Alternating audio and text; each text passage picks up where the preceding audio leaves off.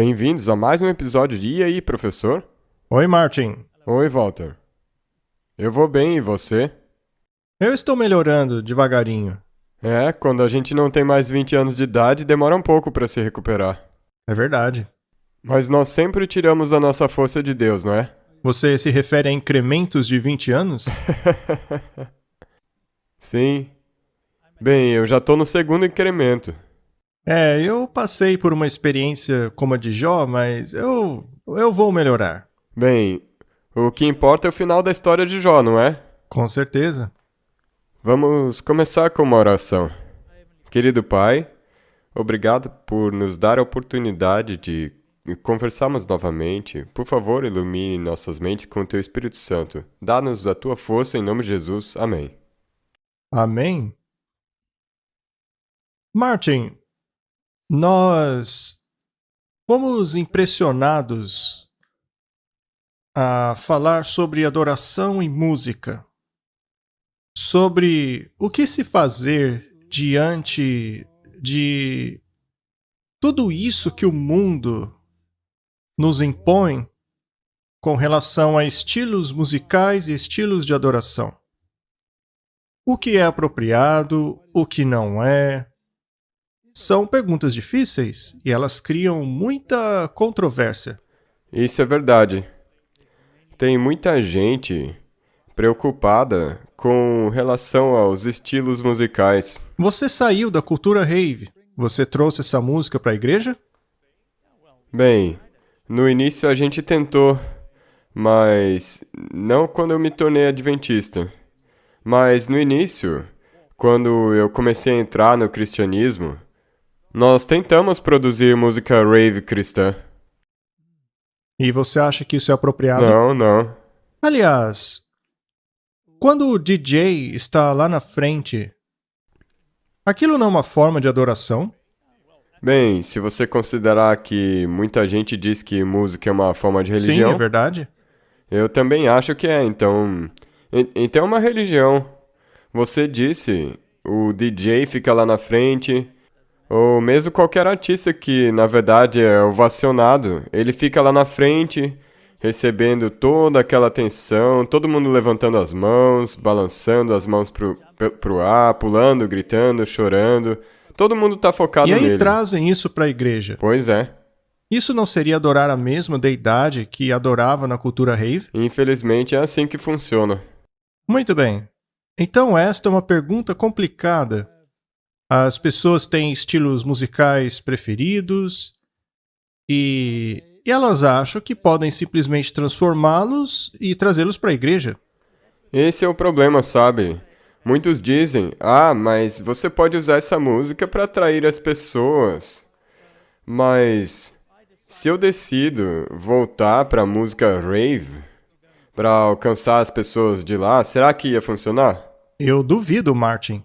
Eu duvido. Você tem que sair desse sistema, deixá-lo para trás. E você tem que reaprender o que significa servir um Deus santo e exaltado. A música deve se parecer tanto quanto possível à música do céu, à dos corais celestiais. E a pergunta, naturalmente, é: como se parecem os corais celestiais? Será que o coral lá do céu canta rock cristão? Não depois dos estudos que eu fiz.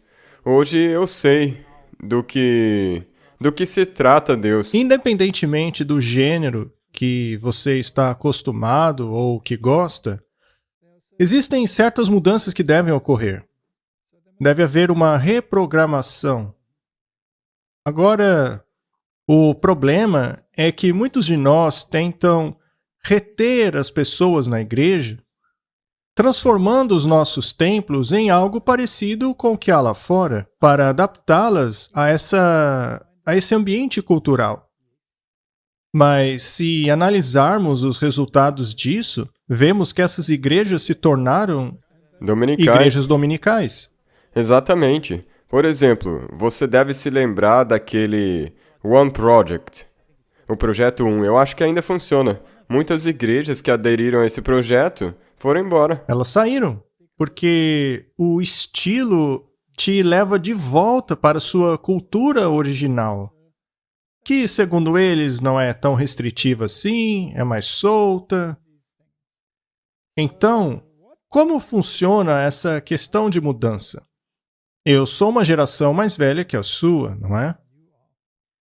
Eu cresci na época dos Beatles e Rolling Stones. E, aliás, alguns desses tiozões aí ainda estão cantando. Pois é. E não mudaram o teor de sua música.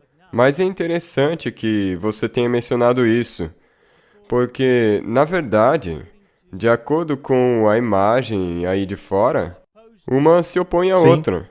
Os Beatles são os mais legalzinhos, conservadores, e os Rolling Stones eram os garotos E maus. também são escancaradamente satânicos. Veja aquela música, Simpatia pelo Demônio, etc. O que eu quero dizer é que, na verdade, os Beatles não são melhores. Não, eles se diziam mais populares que Jesus. E olha para as coisas que eles implementaram, como, por exemplo, o misticismo oriental. Sim. Agora, eu nunca fui muito fã dessas coisas. Quando eu era um jovem, eu gostava mais de um tipo de música quase psicodélico, como o Moody Blues. Eles eram pessoas instruídas, mas havia algo na música deles, na vibração do som deles, que era quase traiçoeira. Veja, o que é interessante é que cada gênero de música tem uma própria droga que acompanha ele. Sim. E aí, mais tarde, eu migrei para mais música country, que seria uma música sertaneja. Algumas delas eram bem melodiosas, como Roger Whittaker e aqueles cantores. Mas a pergunta é, por que você gosta disso? Será que são apropriadas para a igreja? Pergunta difícil. Como é a música do céu? Olha, você pode ter um vislumbre, se for a sua Bíblia, e ver os tipos de instrumentos criados para a adoração de Deus. Quais instrumentos eram aceitáveis e quais não eram? Na primeira tentativa de Davi de trazer a arca de volta, ele cometeu alguns erros que foram muito custosos. Ele então fez as correções e trouxe cantores treinados. E esses cantores não foram poucos. Havia vozes masculinas, femininas, e era tudo feito com muita harmonia. A harmonia é uma coisa muito importante na música. Ela toca ao nível intelectual. Você tem a melodia, o ritmo e a harmonia. E deve haver uma certa mescla entre esses elementos para que sejam apropriados a um Deus santo. Deus quer que sejamos santos. Então, vamos dar uma olhada nesse assunto. O episódio de hoje se chama Está Bem com a Minha Alma, que é o nome de um hino do nosso inário americano. Vamos dar uma olhada, então, nesse assunto. Há uma carta de 1850 no Espírito de Profecia que diz assim: vi que precisamos sempre crescer e manter a ascendência acima dos poderes das trevas. Eu vi que cantar para a glória de Deus muitas vezes expulsava o inimigo, e gritar o faria recuar e nos daria a vitória. O que seria esse gritar? Seria fazer uma barulheira? Ou seria um grito santo, uma música com um crescendo? Com certeza, isso. Eu não acho que seja aqueles gritos que costumam dar na música rock. A Bíblia fala frequentemente sobre gritar. Em outras palavras, é cantar com toda a sua capacidade. É isso que quer dizer. Muito bem. Quando você grita, você não ergue a voz? Sim. Então, quando você canta, chamando isso de gritar, não é erguer a voz? Mas não fazer um som gutural, mas sim harmonioso e melodioso, não é? Muito bem. Cantar pode expulsar o inimigo. Ou seja, quanto mais encrencado você estiver, mas você deve cantar com gosto. É basicamente isso que quer dizer. Não é balbuciar. Vi que havia pouca glorificação de Deus em Israel e muito pouca simplicidade infantil. Esses 2 pontos são muito importantes. Sim, nós já falamos sobre esse tema. Temos que glorificar a Deus, ou seja, não pode ser centrado no próprio eu, tampouco centrado no mundo, mas centrado em Deus. E você tem a questão da simplicidade infantil. Ou seja, baseado nos princípios básicos que agradam o ouvido. Não é? Sim. Perguntei ao anjo por que não havia mais poder em Israel. Ele disse: vocês abandonam muito rápido as promessas de Deus. Insistam com suas petições diante do trono e apeguem-se com fé. Se o canto é uma forma de oração, se cantar é uma forma de adoração, ela não contém petições? E seria essa música um mantra repetitivo ou uma petição? Uma petição. Assim que se passa a ser um mantra repetitivo, aí acaba perdendo a influência. E, segundo a própria Bíblia, nesse caso somos como os pagãos.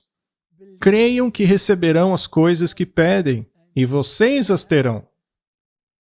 Se uma canção é uma oração, então também é um pedido. Pode ser uma glorificação, pode ser ações de graça, pode ser tudo isso, mas também uma súplica. A barulheira perturba os sentidos e perverte aquilo que, se conduzido da maneira correta, seria uma bênção. Portanto, o gritar santificado, ou seja, quando cantamos com gosto, pode ser confundido com a barulheira? Não. Não. Não deveria. Não.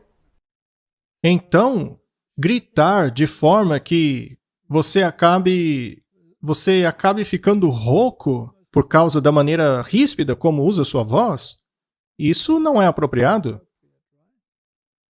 Os poderes de agentes satânicos se mesclam à barulheira para que haja um carnaval, e isso é chamado de obra do Espírito Santo. Nós não vemos isso em grande escala nas culturas rave, em concertos de rock Agora você tem um problema. e nas igrejas. Exatamente. O problema é que, porque você está tão acostumado com essas músicas seculares, uma vez que você vai para a igreja, é muito fácil querer trazer o que está de fora para dentro. E então aquilo não acaba te chocando Não, mais. porque você se acostuma. Portanto, essa é a dificuldade da coisa. Nós temos que mudar. Temos que entrar em harmonia com o que Deus quer. No fim das contas, o que o mundo faz não é te dessensibilizar 100%. em relação aos nobres princípios da oração. Quando você tem esse tipo de cultura, quando você está nessa vibe, será que você está mesmo orando a Deus ou apenas satisfazendo sua vontade? Um sentimento. Um sentimento. Aquilo que aconteceu no passado também vai acontecer no futuro. Satanás usará a música como uma armadilha pela maneira como ela será utilizada. Não podemos dar espaço a exercícios estranhos que roubam as nossas mentes das impressões do Santo Espírito. A obra de Deus é sempre caracterizada pela calma e dignidade.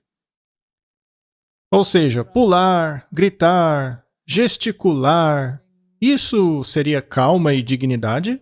Não. Não. Mas aí você tem um problema. O que dizer a respeito da dança que era feita para o Senhor? Mas isso sempre ocorria num cenário de guerra, quando o povo saía para enfrentar um exército. Temos que analisar o contexto, não é? Correto? E quando voltavam para o templo, ali era adoração e a dança não era incluída. Temos aqui mais uma citação de Martinho Lutero. Ele tinha coisas interessantes a dizer. Ele era muito envolvido com música. Ele escreveu hinos maravilhosos. Não vejo valor em doidos que desprezam a música, porque ela é um dom de Deus. A música expulsa o diabo e torna as pessoas alegres. Elas esquecem a ira, a imoralidade, a arrogância e coisas do tipo. Depois da teologia, eu dou à música o lugar mais exaltado e honrado. Será então que a música expulsa demônios? Sim. Tá, mas e se a música for igual à da cultura rave ou dos shows de rock? Nesse caso, os demônios não se sentem confortáveis? Sim. Infelizmente, mas é assim. Muito bem. Mais uma citação de Lutero. A coisa que mais irrita o diabo é ensinarmos, pregarmos, cantarmos e falarmos de Jesus. Não está em harmonia com o que lemos no Espírito de Profecia? Com certeza. É por isso que eu gosto muito quando, com vozes claras, seria essa uma voz alta? Essa é uma alta voz, mas não choca os sentidos. Exatamente. Continuando, quando com claras vozes nós cantamos na igreja Et homos factus est verbum caro factum est. O diabo simplesmente não pode resistir a essas palavras e ele foge, porque ele sente o que está contido nelas. Oh, quão bom seria se encontrássemos alegria nessas palavras, como o diabo fica aterrorizado por elas. E qual é o significado daquelas palavras? O que significa et homos factus est verbum caro factum est? Significa ele tornou-se homem, a palavra tornou-se carne. Portanto, é uma letra cristocêntrica. Quando algo é cristocêntrico e não autocêntrico, o diabo não aguenta. Ele não aguenta. Porque Cristo e o diabo são inimigos um do outro. Aonde Cristo for adorado, Satanás simplesmente não pode estar. Ele acaba fugindo. Ele foge. Portanto, é muito importante discernirmos um ato de adoração que não é genérico. É verdade. A adoração é muito específica. Ok? Mas o mundo condena as palavras e obras de Deus, porque estas são entregues de uma maneira clara e simples. Mas a pessoa temente a Deus não é ofendida por elas, pois as consideram como um tesouro celestial e eterno e compreendem a riqueza que há nelas, uma preciosidade e glória que faz com que os anjos se deleitem nelas. Os anjos estão envolvidos quando cantamos? Com certeza. Quando cantamos a respeito de Jesus? Sim. Quando cantamos sobre salvação? Sim. Quando honramos o Criador? Quando honramos como legislador? Quando obedecemos? Será que os anjos gostam? Claro. Eles obedecem? Com certeza. E isso me faz lembrar do nascimento de Jesus. Os anjos cantaram para os pastores. Sim, e o que eles cantaram? Glória a Deus nas alturas, não é mesmo?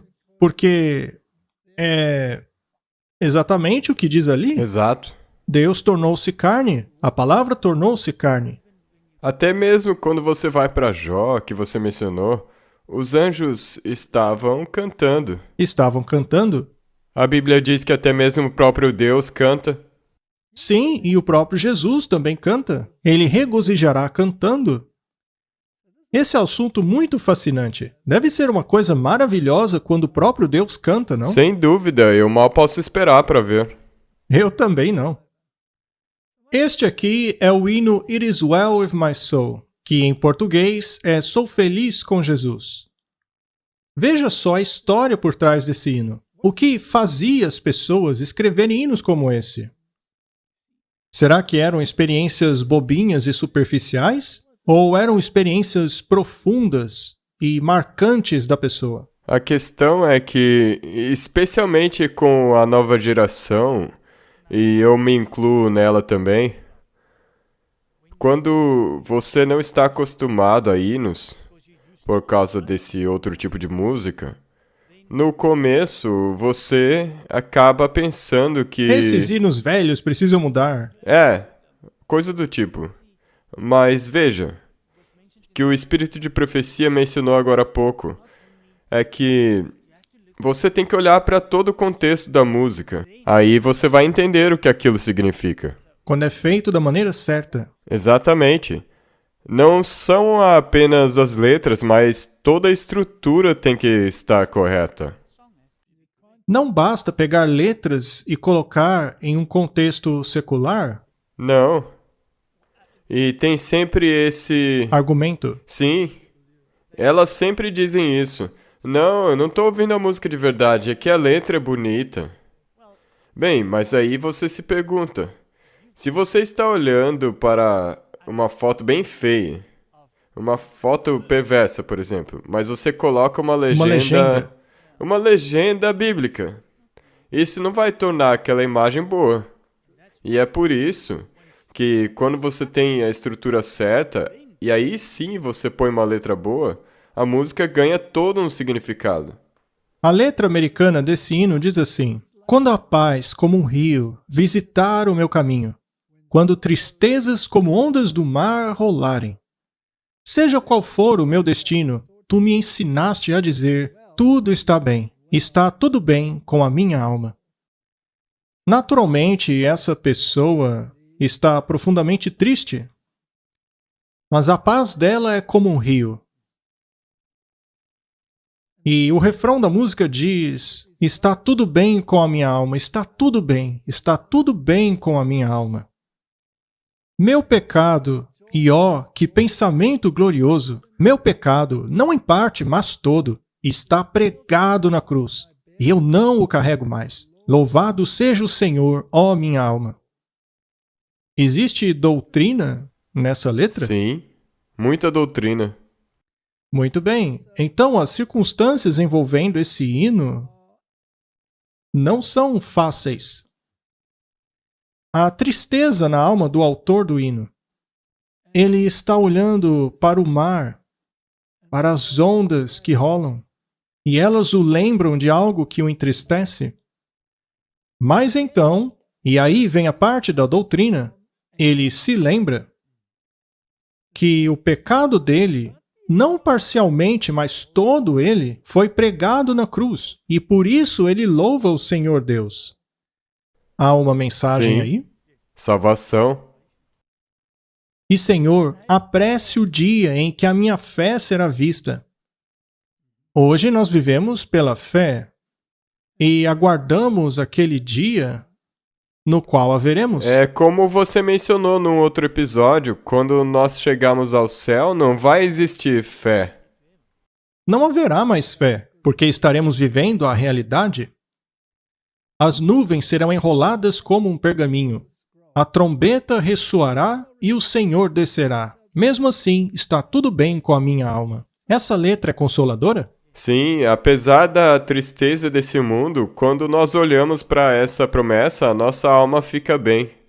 Então, será que essa letra nos diz que, apesar de você estar em grande tristeza, se você mantiver seus olhos fixos na promessa, você Sim. pode ter paz, como a de um Sim. rio? Muito bem. Vamos dar uma olhada na história desse hino. Horácio Spafford, que viveu de 1828 a 1888. Ele foi um advogado de sucesso e investidor imobiliário em Chicago. Ele e sua esposa Anna tiveram um filho e 4 filhas e viveram uma vida de filantropia, de serviço em sua igreja. Eram bons cristãos. Eles praticavam o bem, eram reconhecidos pela sociedade, faziam filantropia, ajudavam os pobres, tudo o que um bom cristão deveria fazer. Até que em 1871, eles perderam seu filho de 4 anos para uma doença chamada escarlatina. Poucos meses depois, um grande incêndio de Chicago destruiu a maior parte de suas propriedades. Parece-se até com a história de Jó. Quando chegou o ano de 1873, a tragédia chegou novamente. A família havia planejado visitar a Europa, mas Horácio ficou por causa dos negócios. E durante a viagem, o navio no qual estava Ana e suas 4 filhas bateu em outro navio e afundou rapidamente. Apenas Ana sobreviveu. Ela então enviou um telegrama apressado e assustador a Horácio dizendo: "Apenas eu sobrevivi."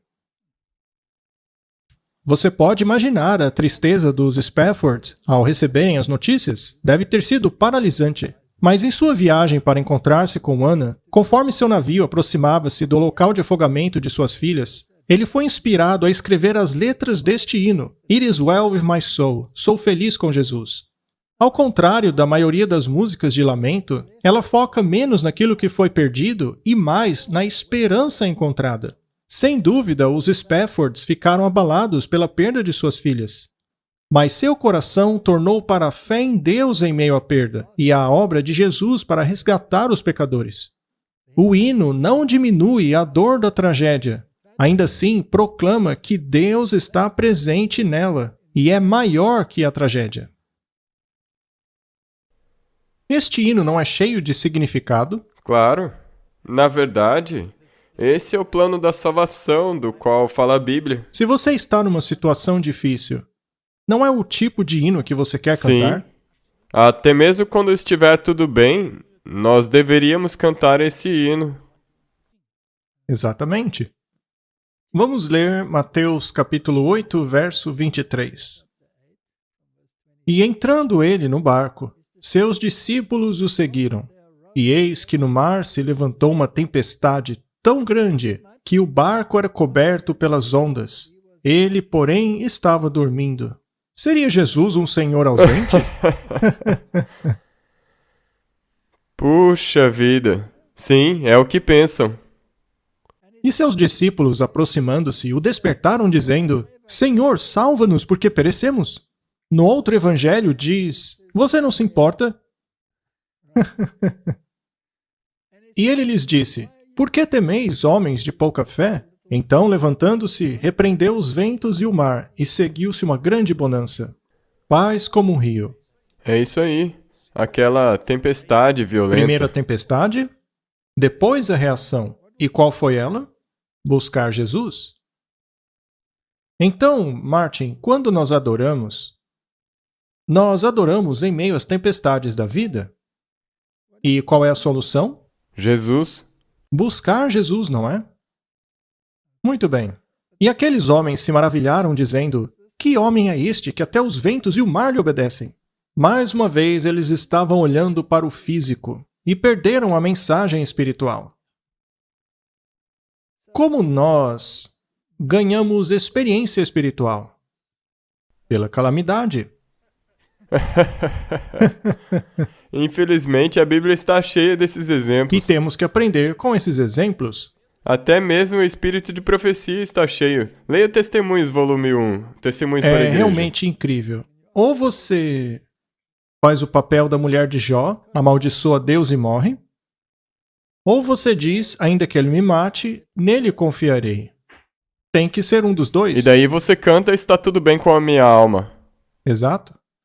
Na primeira estrofe, tem a questão da tempestade. E segundo a história que lemos na Bíblia, foi a tempestade que os conectou a Cristo. Sem ele, a tempestade tira a nossa paz. Sem ele, a gente já era. A tempestade precisa nos conectar a Cristo. Já a segunda estrofe menciona o plano da salvação. Todos os meus pecados. A condição para o perdão, os passos à salvação, é o reconhecimento, arrependimento, crer e transformação. Você concorda? Com certeza. E se você pula esses passos, aí não é arrependimento.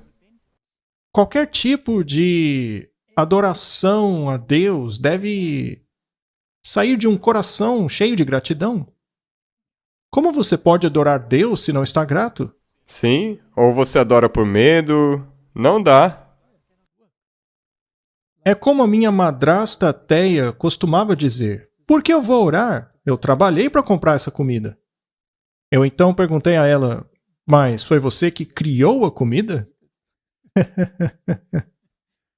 Então você tem que reconhecer, tem que se arrepender, acreditar e ser transformado. Sem transformação é tudo inútil. Tem que ter um resultado. Tem que ter um resultado. Não pode ser apenas uma rotina diária, como ler um jornal. Não. Aqueles que esperam até serem mais dignos do favor divino, antes de se aventurarem a aclamar as promessas de Deus, estão cometendo um erro fatal.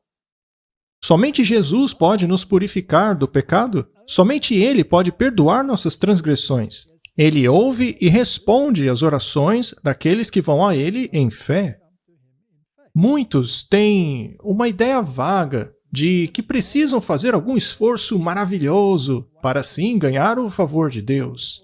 Muitos dizem que ainda não estão prontos para irem a Deus, porque não se consertaram ainda. É o que eles dizem, não é? Sim. Mas a autodependência é vã. É apenas pelo conectar-se a Jesus por meio da fé que o pecador torna-se um crente filho de Deus. Martin, se nós não temos esses elementos em nossa adoração, o que inclui a música, então é uma adoração vã. E Deus não gosta de nada vão. Não, porque é uma experiência religiosa centrada em Cristo. Bem, nós também temos a questão da justificação lá, não é? Meu pecado, não apenas em parte, mas no todo, foi pregado na cruz. Então temos a justificação. Ensinamos que o homem não pode se justificar diante de Deus por sua própria força, méritos ou obra, mas são justificados gratuitamente por meio da fé em Cristo, quando creem que foram aceitos e que seus pecados foram perdoados por causa de Cristo, cuja morte pagou pelos nossos pecados. Deus considera essa fé como justiça diante dele. Mencionando Romanos 3 e 4. Você concorda? Eu concordo com isso aí. E de onde foi retirada essa citação? Da Confissão de Augsburg. E quem escreveu a Confissão de Augsburg? Foi Melanchthon. Foi ele que escreveu. E eles tinham uma compreensão muito profunda da justificação. E, segundo o espírito de profecia, eles tinham a compreensão perfeita da justificação. Então, é bom ler isso. Vamos ler novamente. Nós ensinamos que os homens não podem ser justificados diante de Deus por sua própria força, méritos ou obra, mas que são justificados gratuitamente por meio de Cristo pela fé, quando acreditam que foram aceitos e que seus pecados foram perdoados por meio de Cristo, por cuja morte sua dívida foi paga. Deus considera essa fé como justiça diante de si. Mencionando Romanos 3 e 4. A Igreja Católica nega isso? Sim, eles chamam isso de anátema. Então, por conta da doutrina da justificação, a sua fé fica firme ou cai. E qualquer pessoa que não receba a justificação não pode estar adorando ao mesmo Deus. Não dá, porque um diz que é pela fé e outro diz que é pelas obras. Exato. O artigo 2 sobre o arrependimento. O arrependimento consiste de duas partes. Uma é a contrição, que é o terror abatendo a consciência pelo conhecimento do pecado. A outra é fé, que nasce a partir do Evangelho ou absolvição, que acredita que por meio de Cristo os pecados são perdoados. Isso conforta a consciência e a livra do terror. Como resultado disso, vêm as boas obras, que são os frutos do arrependimento. Você concorda? 100%. As obras são o resultado do arrependimento. Primeiro um, depois o outro. Depois o outro. Não dá para inverter. Não. Se você inverter... Você nega Cristo. Exato. Você nega a cruz. Você nega o sangue. Não é à toa que os jesuítas me irritam tanto, porque eles ousam ignorar as coisas mais básicas da Bíblia. É verdade. Eu só queria mencionar uma coisa com isso aí, que é a santificação. Para mim, a santificação, assim como a justificação, se pegarmos, por exemplo, o ladrão na cruz, Jesus o justificou e o santificou. Sim. E ele então morreu. Mas se ele descesse da cruz, ele passaria pelo mesmo processo que nós. Ele teria que permanecer santificado. Ou seja, permitir que Cristo trabalhe o caráter dele. Sim, e continuar. Exato. Então, a justificação é um decreto judicial. É um conceito legal. Já a santificação, que é a justiça imputada, também é um dom, assim como a justificação. Não é algo que você faz por si mesmo. Você permite que Cristo o transforme. Sim, temos que permanecer nesse processo. Temos que ser trabalhados por Jesus constantemente. Considerando que temos a natureza humana, nós vamos cair, vamos tropeçar, mas temos que manter os olhos fixos na cruz e pedir constantemente que Cristo trabalhe o seu coração. O altar. É assim que funciona. A terceira estrofe do hino fala sobre a esperança do advento. Não é uma progressão? Sim, claro. É como você já falou. Primeiro começou com Jesus, A tristeza. depois a tristeza, depois a santificação, depois a esperança, mas uma dependência constante. Agora chegamos na esperança do advento. Então, existe uma mensagem, tem uma teologia que está em harmonia com a Bíblia. Estes são os elementos. Não estamos falando de um hino específico dizendo, olha gente, agora só cante esse hino, tá bom? Não, não é isso. Estamos falando de princípios que constituem a música de adoração. Temos aqui um outro hino do hinário americano. A tradução é Quando eu contemplo a cruz maravilhosa. Vamos analisar sua letra. Quando eu contemplo a cruz maravilhosa, em que o príncipe da glória morreu, minha mais rica conquista eu considero como perda e derramo desprezo sobre todo o meu orgulho. Veja a teologia dessa estrofe, Martin. Não é profunda? Sim, O que é que ela faz com a glória do homem? Joga na terra, não é?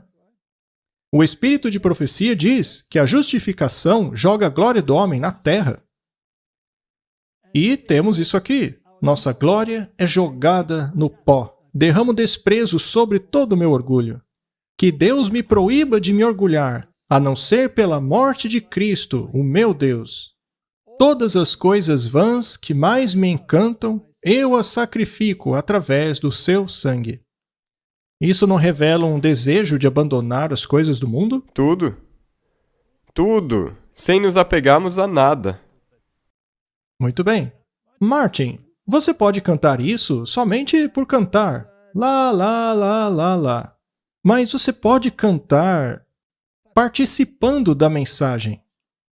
Isso não muda algo em você? Com certeza, e isso nós gostaríamos de implorar com que as pessoas fizessem. Isso aconteceu comigo e com a minha esposa, uma vez que começamos a cantar e realmente a internalizar essa doutrina dos hinos que cantamos. Paulo diz, quando eu faço essas coisas, eu as faço pelo Espírito, com o coração, mas também com a mente. As duas coisas estão conectadas. Não podemos desconectá-las, porque daí os sentimentos começam a ganhar. Aqui, porém, somos mantidos dentro da estrutura. Veja, de sua cabeça, suas mãos e pés, tristeza e amor fluem misturados. Que poético, não? Será que já houve um amor e uma tristeza assim? Uma coroa tão rica compostas de espinhos? Profundo, não? Martin, se perdemos essa profundidade, se passarmos a cantar apenas coisas extremamente simples, que nos façam cantar só no automático, que não fazem a mente pensar. É verdade. E esse é o problema, porque a gente quer simplesmente sentar lá, aproveitar e nem pensar. Se você não pensa no que canta, você está numa sessão de relaxamento, como se fosse uma musiquinha de acampamento.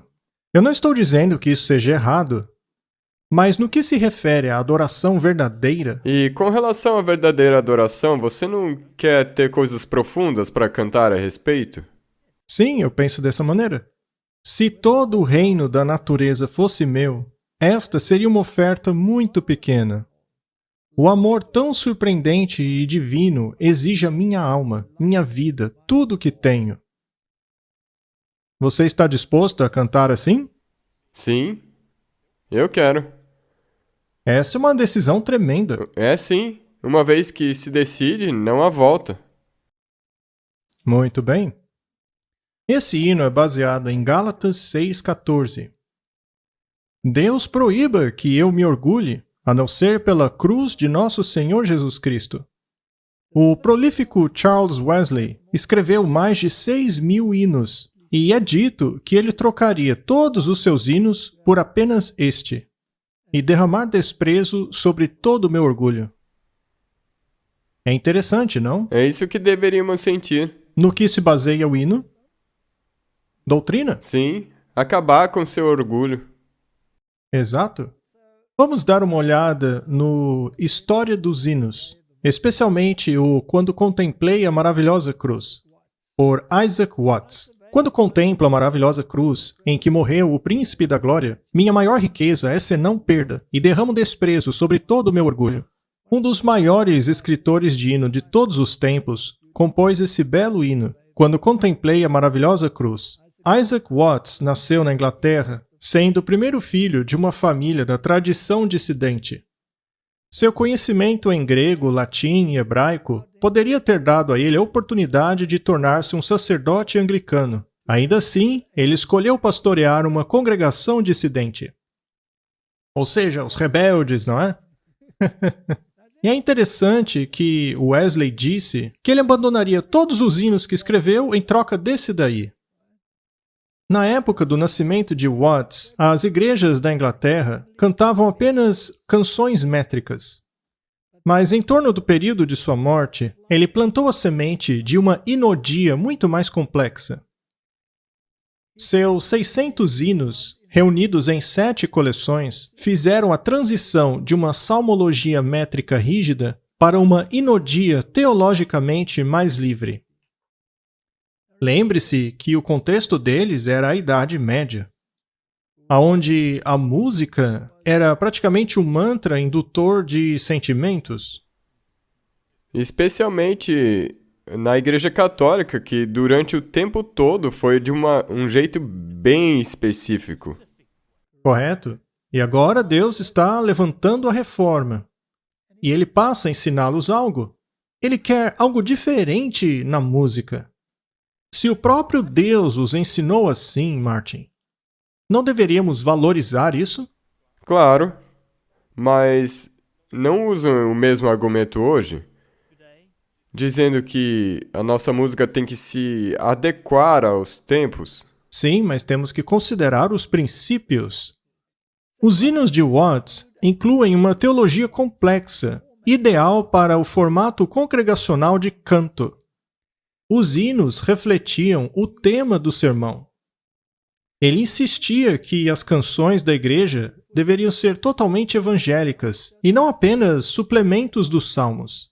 Ele defendia que os hinos deveriam ser livremente compostos e não seguir à risca o texto da Escritura. Os hinos deveriam dar uma expressão direta dos pensamentos e sentimentos dos cantores, e não meramente relembrar eventos de um passado distante.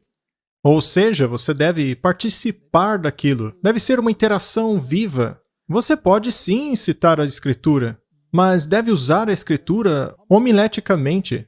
Você pode dizer o que você sente e o que tirou daquilo que você leu.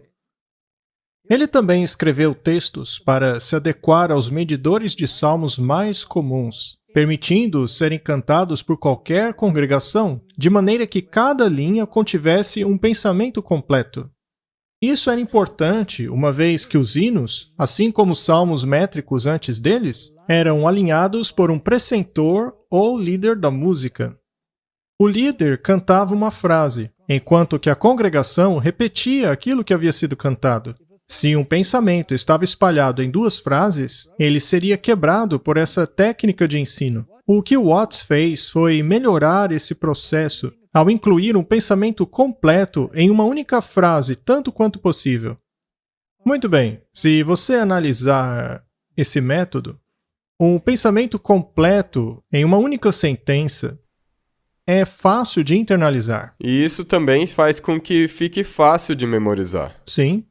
E se você acrescenta a rima, é ainda mais fácil. É por isso que você pode usar as escrituras e introduzir a rima, para que assim fique mais fácil de memorizar. Outro exemplo do impacto de sua teologia sobre os hinos é o de que ele utilizava os textos do Antigo Testamento de forma a refletir a presença de Cristo, fazendo assim os seus hinos virem Deus o Pai da perspectiva de Deus o Filho. É incrível. Ou seja, ele estava interpretando o Antigo Testamento, utilizando como um expositor do Novo Testamento. E é exatamente o que deve acontecer até mesmo na pregação. Correto? A quarta estrofe original desse hino, na verdade, foi omitida, apesar de repassar um imaginário poderoso.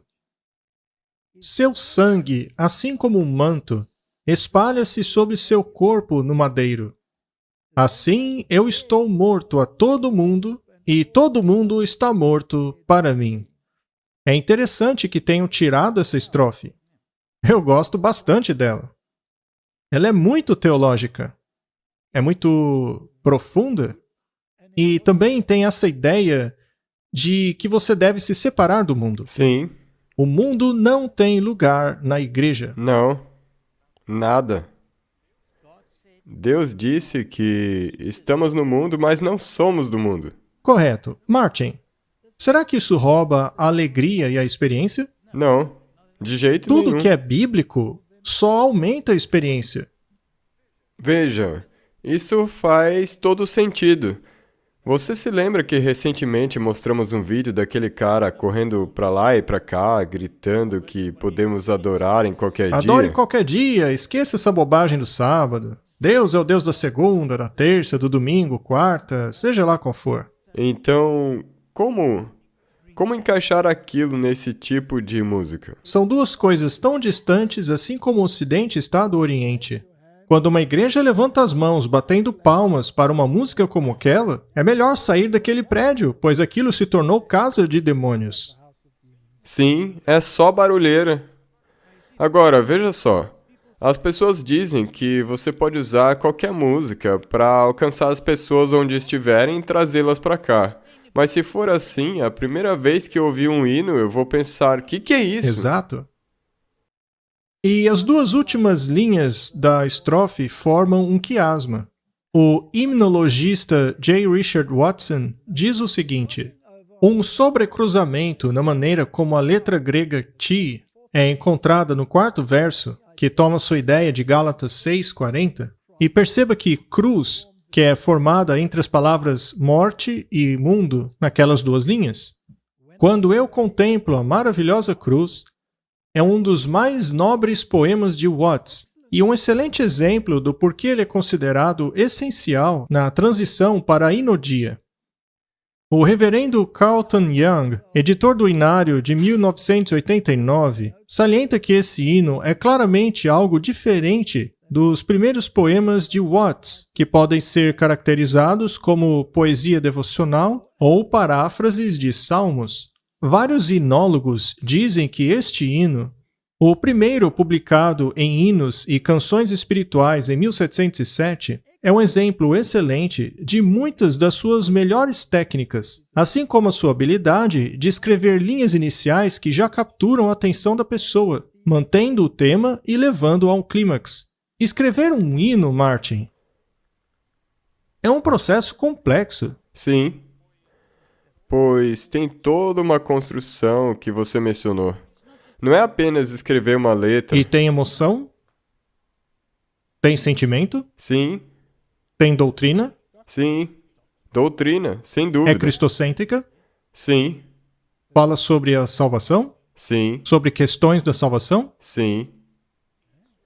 E a estrutura dele tem um ritmo, tem a melodia, tem a harmonia. Está tudo lá. O Inário da Igreja Metodista Unida é dividido em duas melodias diferentes. A primeira, de Lowell Mason, foi escrita em 1824 Essa melodia originou-se do canto gregoriano, presumidamente do Benedictus. É isso que acontecia na Idade Média, durante o tempo da Igreja medieval, não é? Foi primeiramente publicado na terceira edição da coleção de música de igreja da Sociedade Handel e Haydn de Boston. A segunda melodia, Rockingham, composta pelo inglês Edward Miller em 1790, sendo primeiramente combinada ao texto no Hinos Antigos e Modernos de 1861. Este hino é especialmente poderoso, pois inclui muitas ferramentas poéticas. Por exemplo, oxímoros são encontrados 2 vezes na primeira estrofe. Minha maior riqueza eu conto como perda. E isto é um oxímoro? Pois como sua perda pode ser um ganho? E derramo desprezo sobre todo o meu orgulho. Isso também é uma contradição. Então, temos uma técnica aqui.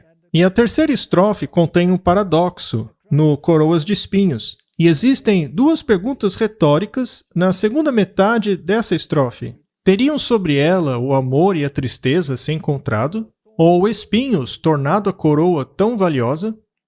E a música termina com um clímax. Isso exige a minha alma, minha vida, meu tudo. Então tem uma teologia profunda aí. Também existe oxímoros, 2 contradições que se tornam uma realidade. Fé é a substância daquilo que se espera, a evidência daquilo que não se vê. Isso é um oxímoro? Sim, é um paradoxo. É um paradoxo muito bíblico. Até o espírito de profecia utiliza esse tipo de linguagem. Sim, e se você não tem fé, não pode agradar a Deus. Você tem que aceitar o paradoxo.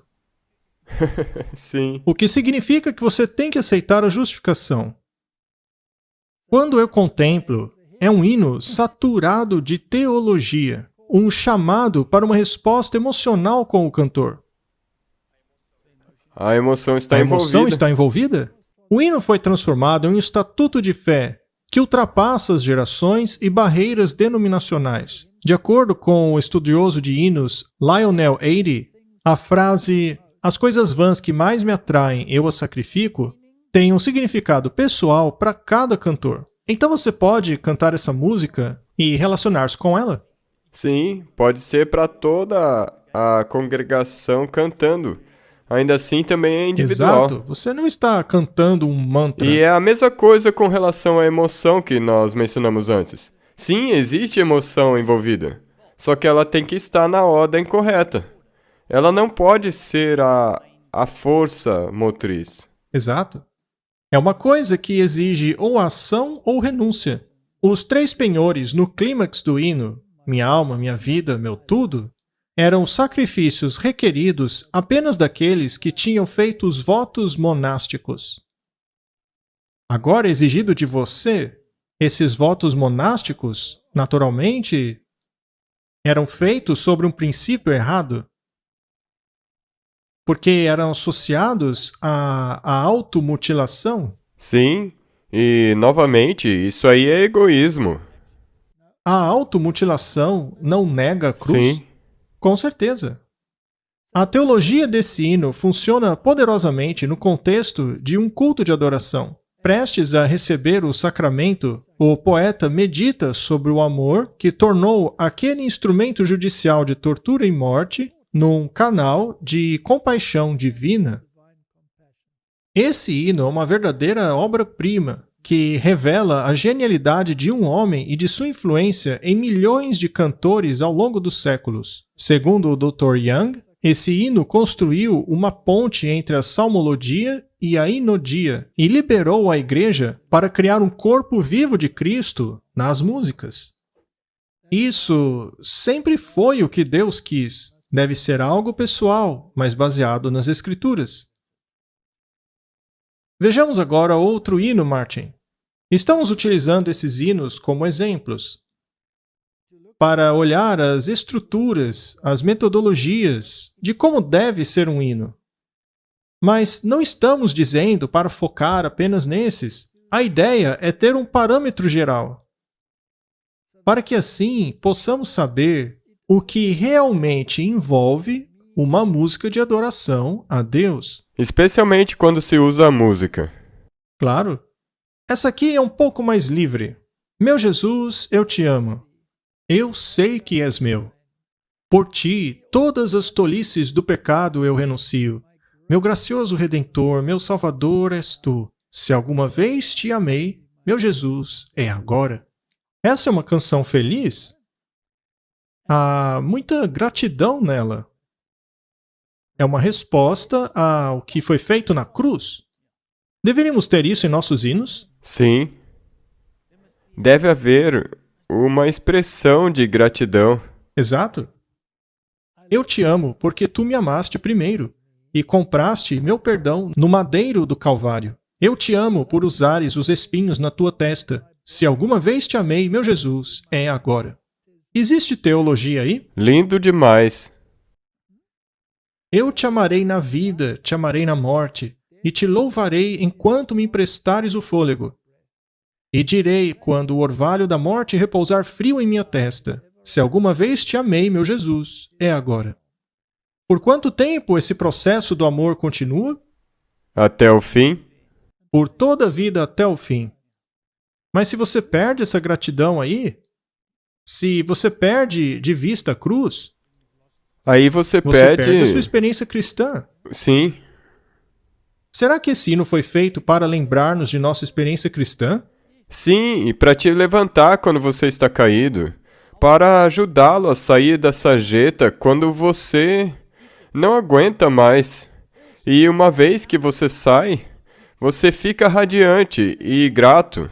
Muito bem, e qual é o final de tudo? Nas mansões da glória e do deleite sem fim, eu sempre te adorarei no céu tão brilhante. Cantarei com a coroa cintilante em minha testa. Se alguma vez te amei, meu Jesus, é agora. Seja lá o que acontecer nessa vida, essa é a promessa. Mas as pessoas querem a experiência agora. Você se lembra daquela prostituta no episódio do Senhor ausente? Ela disse que o Senhor tinha levado a recompensa com ele. Ele tinha levado o saco de dinheiro? Ora, por que ele fez isso? Então, venha, meu jovem. Eu vou te dar tudo o que você precisa. Agora? Agora. Qual é a história desse hino e por que o seu autor o escreveu? Foi escrito por William R. Featherstone. Meu Jesus, eu te amo, eu sei que és meu. Por ti, todas as tolices do pecado eu renuncio. Meu gracioso Redentor, meu Salvador és tu. Se alguma vez te amei, meu Jesus, é agora. O texto desse belo hino, especialmente dos evangélicos do norte, foi provavelmente escrito na conversão de seu autor, William Ralph Featherstone, quando ele ainda era um adolescente. Ele era um adolescente? A razão pela qual escolhemos esse hino é porque ele era um adolescente. E não existem muitos adolescentes hoje em dia fazendo música, especialmente para a igreja. Músicas tais que não se parecem com esses hinos... Chatos. Isso. Mas Martin, ele foi convertido. Será que ele entendeu o que é a conversão? Sim. Então ele teve que ter estudado as escrituras, pois o hino se baseia nelas? É uma expressão da compreensão completa que ele teve. Sim, não é um hino complexo. A simplicidade e sinceridade do texto têm ressonado aos cristãos por cerca de 150 anos, especialmente como hino de convite ou de oração. Featherstone, às vezes chamado de Featherston, nasceu em Montreal, Quebec, Canadá, onde os seus pais foram membros da Igreja Metodista Wesleyana. O reverendo Carlton Young, editor do Inário da Igreja Metodista, sugere que o hino foi composto próximo da conversão do autor, em 1858, quando foi incluído no livro do Inário de Londres, Little Else Is Known, de Featherstone. A estrofe omitida no Inário Metodista aparece como a terceira estrofe em muitos outros inários. Eu te amarei na vida, te amarei na morte, te louvarei enquanto me emprestares o fôlego. E direi, quando o orvalho da morte repousar frio em minha testa, se alguma vez te amei, meu Jesus, é agora. Um jovenzinho escreveu isso daí. Pense na profundidade dessa letra. Essa estrofe caracteriza a inodia romântica do século XIX, com o seu foco na morte. A estrofe final, fazendo alusão às mansões da glória no céu, servem ao mesmo propósito, mas de uma maneira positiva. Na verdade, te mostra que sim, é um dia triste, mas também existe esperança. As estrofes 2, 3 e 4 do hino original fazem uma referência à fronte como um tema unificador. Por exemplo, por usares os espinhos na sua fronte, depois, quando o orvalho da morte repousar em minha fronte, e depois, com a coroa cintilante em minha fronte. Então, é alguma coisa que vai na mente. É legal porque ele está repetindo, mas não sendo repetitivo. Bem observado, Martin. O outro tema unificador é a frase final de cada estrofe. Se alguma vez te amei, meu Jesus, é agora. Assim fica claro que o amor do cantor a Cristo permeia todo o hino. Se todas as 4 estrofes originais fossem incluídas, as palavras amor e amado aparecem 10 vezes. Interessante, não? Sim. Outras expressões de afeição incluem gracioso Redentor, eu te adoro. Assim como muitos hinos dessa época, este expressa devoção total a Cristo em uma linguagem íntima. Será que deveríamos fazer o mesmo hoje? Sim, com certeza. Mas não pode ser superficial, porque tem que vir do coração, tem que brotar do coração. Sim. Muito bem. Este era um hino mais simplista. Mas, ainda assim, tem todos os critérios daquilo que significa servir a Cristo. E não é interessante que crianças e adolescentes tenham escrito esses belos hinos? Sim, eles não são tão complexos quanto o primeiro, mas o resultado final dos hinos é o mesmo. O resultado final é o mesmo. Depende da fase que você está na sua experiência cristã. Naturalmente, ela não exibe uma teologia pesada como a de Martinho Lutero, ainda assim é cristocêntrica. Sim, o significado é lindo. Um dos meus hinos favoritos, Martin, é o And Can It Be? Eu gosto muito desse hino, porque ele é muito rico em teologia. Ele aborda toda a essência das Escrituras em relação à divindade de Cristo. Não como sendo um ser gerado, como ensina o catolicismo, mas como sendo um com o Pai desde o início. Sim, não um ser criado. Exato. E ele foi escrito por Wesley, como veremos. Se observarmos as palavras desse hino e a sua melodia, veremos que ele fica na cabeça. Você pode cantá-lo de uma maneira estereotipada ou pode cantar com gosto. Eu sempre me lembro de Tiago White, que pegava sua Bíblia. Devo pegar a Não, minha? você não precisa. Eu não vou abrir a minha. Eu já estava empolgado. E quando a congregação cantava, como se estivesse num funeral. Aliás, eu já estive em muitas igrejas em que a hora do louvor parece mais com um funeral. Mas ele dizia, vamos lá, gente! E ele fazia o povo cantar com gosto. Ele acabava com o funeral. Então, você pode cantar isso com vontade também. E aí você tem aquele crescendo, sabe? Sim, é isso aí. Todo hino que a gente canta tem que ser com vontade. Ainda que seja oração, cante com sentimento. Isso dá todo o sentido ao hino. Martin, por que você não lê o hino? Por que só eu? É o seu hino favorito, mas eu posso ler, com certeza. E será que eu posso alcançar um vínculo com o sangue do Salvador? Ele morreu por mim, que causei a sua dor. Por mim, que busquei a sua morte com ardor. Que amor maravilhoso! Como é que pode ser que tu, meu Deus, tenhas morrido por me querer? Essa é uma teologia maravilhosa, não? Sim. Você tem aí o sangue do Salvador, que morreu por você. tudo aquilo que o catolicismo nega, não é? Também menciona que nós causamos essa dor nele, e sendo assim, porque ele morreu por nós, que causamos isso nele. Você e eu somos tão responsáveis pela morte de Jesus quanto os fariseus daquela época. Que amor maravilhoso! Como pode ser, meu Deus, que tu morreste por mim? Tem gente que não gosta disso. Tem muita gente que não gosta de cantar isso. Eu canto mesmo. E quando eu canto alto. Sim, como falamos no início. Sim, eu não fico balbuciando. Blá, blá, blá, blá, blá. Eu canto alto mesmo, porque eu acredito nisso. E eu quero que cada pessoa no planeta, seja muçulmano, hindu, seja católico, eu quero que todos saibam que eu creio nisso. E é por isso que eu canto alto. Amém. Amém.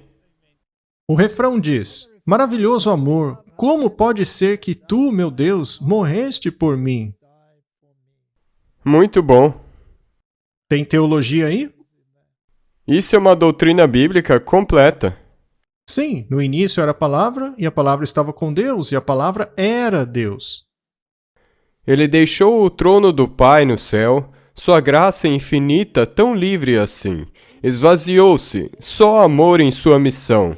Por Adão e sua raça sangrou com compaixão. Sua misericórdia imensa e sem igual. Ó meu Deus, alcançou-me o teu amor sacrificial. Porque ele foi encontrado? Por causa da graça infinita, a graça infinita do Pai. É uma música de conversão? Sim, Ele foi achado. sim, convertido, arrependido. O que o converteu? O entendimento dele do que aconteceu. Será que ele não tem um entendimento bíblico do plano da salvação? Não dá para cantar isso se você não tem. Sim. E se você não quer cantar isso, você não é cristão. Aí, Você é um pagão. exato, você não está no caminho. Por muito tempo o meu espírito cativo jazia, preso no pecado e na noite fria. O teu olhar espalhou uma luz vivificante. Acordei, a masmorra acendeu com luz fulgurante. Minhas correntes caíram, meu coração foi liberto. Levantei-me, segui adiante e a ti me entreguei com Tem fervor. teologia aí, Martin? Sim, o arrependimento. É um chamado? Sim, Aconteceu aos discípulos? sim. Por que então eles o seguiram? Por que eles saíram de seus calabouços? Todos nos encontramos presos. Sim. Então, tem muita teologia aí. Na verdade, essa é a minha história. Se não fosse a minha história, eu não seria um cristão? Aconteceu a você? Sim, Você se identifica? com certeza. É um calabouço mesmo. Não é importante se identificar com o que você canta? 100%. Muito bem. Não mais a condenação temo eu. Jesus e tudo nele é meu. Viva nele, minha mente habita, vestida com a sua justiça divina.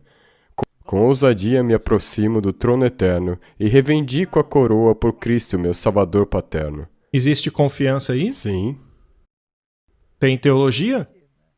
a promessa que Jesus nos deu, é abraçada nesse Tem hino. justificação pela fé aí? Sim, Martin, somente um cristão verdadeiro pode cantar isso aí. sem dúvida. E se não podem, não são cristãos, mas hipócritas. Sim, tem que acreditar nessa letra aí. A letra original continha outro verso. Esse daqui é como o primeiro. Mas leia para nós aqui, Que Martin. mistério é esse?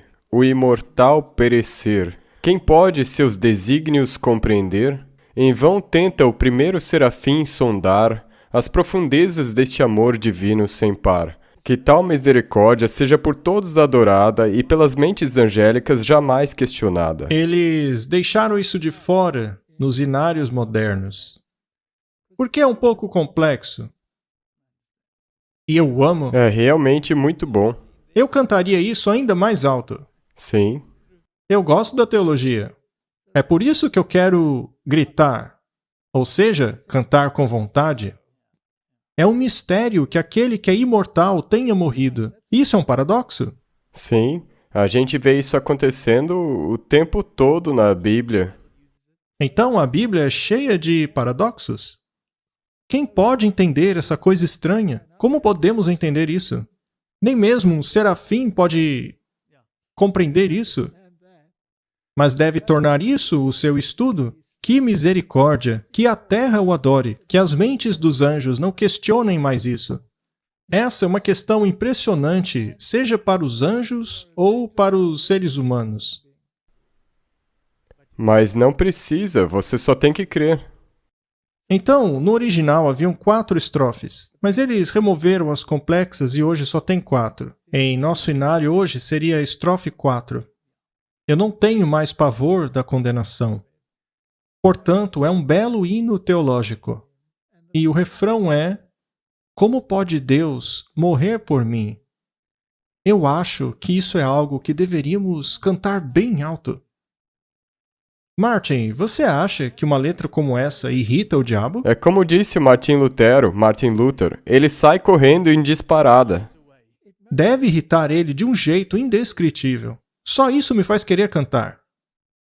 Eu concordo 100% com você. Qual é a história desse hino? Nós não vamos lê-lo novamente. Vamos para a história. O hino And Can It Be That I Should Gain é talvez um dos mais felizes hinos escritos por Charles Wesley. No dia de Pentecoste, 3 dias antes de seu irmão John ter experimentado seu coração estranhamente aquecido, John estava convalescendo na casa de John Bray, um mecânico pobre, quando ouviu uma voz dizendo: "Em nome de Jesus de Nazaré, levanta e creia, e serás curado de todas as suas enfermidades." A voz era parecida com a irmã de Mr. Bray, que sentiu-se compelida a dizer essas palavras em um sonho. Histórias interessantes?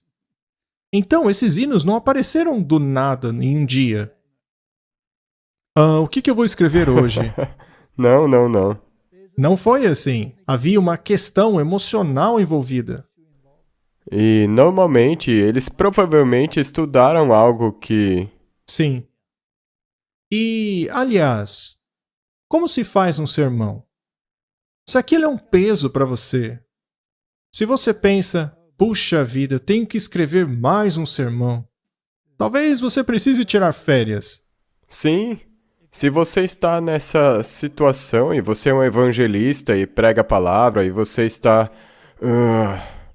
Então, tire umas férias. Sim, e se você continua a ler a sua Bíblia e o espírito de profecia, você vai ter sermões infinitos para pregar. O escritor de hinos anglicano Timothy Dudley diz que aconteceu o seguinte: Charles saiu da cama e abriu sua Bíblia no livro de Salmos. Ele colocou uma nova canção em minha boca, de louvor ao nosso Deus, seguido pelo primeiro verso de Isaías 40. Conforte o meu povo, diz o seu Deus. Ele então escreveu assim em suas anotações: eu me achei em paz com Deus e me alegrei na esperança do amor de Cristo. A declaração da irmã do Sr. Bray acendeu dentro de Charles uma convicção como que ele nunca sentira antes. Comovido e convicto pelo Espírito, Charles lutou com essas palavras até que descansou em sua fé, sabendo que é pela fé que somos salvos. É sempre esse tema, Martin. Surgiu a partir da justificação pela fé. Correto? Logo após essa experiência de conversão, ele escreveu 2 hinos em celebração ao amor maravilhoso que ele havia conhecido: And Can It Be That I Should Gain? E Where Shall My Wandering Soul Begin? Que se encontram no inário da Metodista Unida. Há um certo debate com relação a qual hino foi escrito primeiro, mas a maioria dos estudiosos acredita que este segundo foi escrito primeiro por Charles após a sua experiência de conversão. Ainda assim, ele está na cronologia de Wesley e permanece sendo como um de seus hinos mais notáveis, expressando, como nenhum outro, a alegria arrebatadora de receber a salvação. As pessoas podem procurar na internet e ver que indivíduos e até mesmo corais cantam esses hinos. Eles podem ouvir ao patos e a energia que sai desses hinos e internalizar as palavras e constatar se isso te exalta ou se parece com um mantra. Sim. O texto do hino é bastante direto. Wesley começa com a exclamação: "Como pode ser que eu ganhe o interesse do sangue do meu Salvador?" Essas palavras são seguidas por uma pergunta retórica: "Ele morreu por mim, que causei a sua dor?" Isso é típico do estilo poético de Charles. O imaginário que ele usa para cada estrofe é comovente, especialmente no caso da quarta estrofe, uma referência à milagrosa libertação da prisão de Pedro e Paulo, como descrito em Atos capítulos 12 e 16. A primeira estrofe expressa maravilhamento ao ato redentivo de Deus e sua oferta de graça gratuita a todos, apesar de termos causado essa dor a ele. Esse maravilhamento é mais à frente enfatizado pela frase repetida "por mim" nas linhas 3 e 4. A segunda estrofe continua com esse sentido de maravilhamento, com a primeira frase "esse mistério que o imortal morre". Aqui, Charles captura o paradoxo desse mistério, a morte redentiva e a ressurreição de Cristo, dizendo que até mesmo o chefe dos anjos não pode compreender a profundidade do amor divino. E na estrofe 3, ele fala sobre a encarnação, ecoando Filipenses 2, 6 a 8, nas linhas 3 e 4, que dizem: "Esvaziou-se de tudo, menos do amor, e sangrou pela impotente raça de Adão." Já a estrofe 4 compara a nova liberdade da humanidade com a milagrosa libertação de Pedro da prisão. Então, Wesley pega emprestado uma frase de uma história popular romântica fictícia de seus dias, chamada Heloísa a Abelardo, por Alexander Pope, que diz: "Teus olhos difundiram um raio vivificador, para simbolizar o poder e amor de Deus em descer para salvar os cativos." Na estrofe número 5, Wesley fala a respeito da justificação que hoje temos em Cristo e de nossa futura glorificação na vida por vir. Na primeira linha, que diz: "Não tenho mais pavor da condenação", é uma alusão a Romanos 8:1, que diz: "Portanto, agora não há condenação para aqueles que estão em Cristo Jesus." E aí, tem teologia nisso? Sim. Foi a experiência de conversão dele. Martin, que conhecimento esse pessoal tinha no momento da conversão deles? É fantástico, não é? Não é? Toda essa teologia já estava ali. Ele simplesmente se converteu. Que música entra no seu coração e sua mente quando você se converte? Bem, ela contém remorso, gratidão e alegria. Existem hinos que se sobressaem, com os quais você se identifica mais. Sim, é verdade. E será diferente para cada um, não é? Para mim, por exemplo, eu gostava daquela "Ó glorioso amor, nas trevas Jesus me encontrou." Correto? Martin, quando eu era um ateu e descobri que o que Cristo fez por mim, um hino com o qual me identificava era o "Como é doce crer em Jesus, aceitar a tua palavra", que aliás eu nunca tinha feito antes. E esse hino teve um impacto muito grande em mim. É por isso que eu utilizei muito naquela série Ataque Total. Muitos dizem que aquela série não é cristocêntrica, ou pelo menos não cristocêntrica o suficiente, porque ela foca muito naqueles assuntos do que está de errado no mundo, etc. Ora, por que eu escolheria esse hino se ela não fosse cristocêntrica? Quando o lixo finalmente vai embora, o que resta é Cristo. Exato. E se você... Isso é para te mostrar todos esses enganos que te afastam de Cristo. Então é cristocêntrica, porque tudo isso, como você disse, é para tirar a cortina de fumaça e te levar onde ele está. Exatamente. Como é doce crer em Jesus. Então, Martin, existem certos hinos que tocam na gente, mas eles precisam ter essa profundidade teológica neles. O hino apareceu primeiro no Inário de John Wesley, de 1739, Hinos e Poemas Sacros. Desde a sua primeira publicação, ele foi incluído nos hinos metodistas, assim como nos hinos de muitas outras denominações protestantes. É como se os metodistas levaram a questão do hino a um patamar superior. Ele escreveu 6.000 hinos. E o adventismo tem muitas raízes no metodismo. Porque o metodismo, pela primeira vez, salientava a santificação. Não podemos ficar apenas na justificação, porque sem santificação ninguém verá a Deus. Ou seja, se não permitirmos que Cristo nos transforme E ficar firme. nós não teremos a vida eterna. Precisamos ser transformados. Muito bem. Como exceção da omissão por parte de John da quinta estrofe original, o hino permanece como na sua forma original. A estrofe retirada fala da certeza pessoal da salvação. Talvez Wesley a tirou por causa de seu caráter extremamente pessoal e contribuição relativamente pequena ao tema geral e estrutura do hino. Seu caráter pessoal pode ser mais apropriado em alguns cenários evangélicos, tem pouca relevância na comunidade de adoração em geral. Bem, se é o caso ou não, tudo bem, mas eu gosto da quinta estrofe. Martin, por acaso você acha que, de maneira geral, os nossos hinos acabaram perdendo a importância? Sabe onde eu vejo isso? Quando eu entro numa igreja e vejo todo mundo cantando. As pessoas, na verdade, não estão gostando daquilo.